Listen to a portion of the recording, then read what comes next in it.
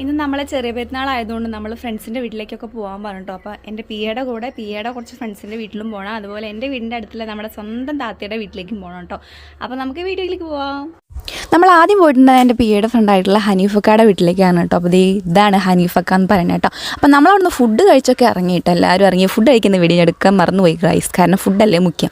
അവിടെ നിന്ന് ഇറങ്ങുന്ന വഴിക്ക് ഒരു ചക്കയമ്മ കണ്ട കാഴ്ചയാണ്, പ്ലാവമ്മ കണ്ട കാഴ്ചയാണ്, ഉരുണ്ട ചക്കകൾ കേട്ടോ. അത് കഴിഞ്ഞ് ഞാൻ നേരെ വന്നിട്ടുള്ള വീട്ടിലേക്കായിരുന്നു. അച്ഛനും ചേച്ചിയും ചെക്കനും എല്ലാവരും അവിടെ വെയിറ്റിംഗ് ആയിരുന്നു കേട്ടോ. ഒരു റൗണ്ട് ബിരിയാണി കഴിച്ച് എല്ലാവരും അവിടെ നിൽക്കുകയാണ്, കാരണം താത്തയുടെ അടുത്തുനിന്ന്. എന്താ എൻ്റെ മോന്തേമലൊക്കെ എൻ്റെ മോന്തേമല എന്താ നല്ല ഭംഗിയുള്ള കൃഷ്ണ കേട്ടോ, നല്ല രസമുണ്ട്. വൈകുന്നേരം ചേച്ചിയുടെ കൂടെ കിശേരി പോകേണ്ട ആവശ്യം ഉണ്ടായിരുന്നു കേട്ടോ. ഭയങ്കര ബ്ലോക്കായിരുന്നു, ഒരു ഷോപ്പും ഇല്ലായിരുന്നേ. അങ്ങനെ രാത്രി വീണ്ടും നമ്മൾ ബിരിയാണിയും ബീഫും ചിക്കനൊക്കെ കഴിച്ചത് ഉഷാറായിട്ടോ. വീണ്ടും ബിരിയാണി തന്നെയാണ് കഴിക്കണത്.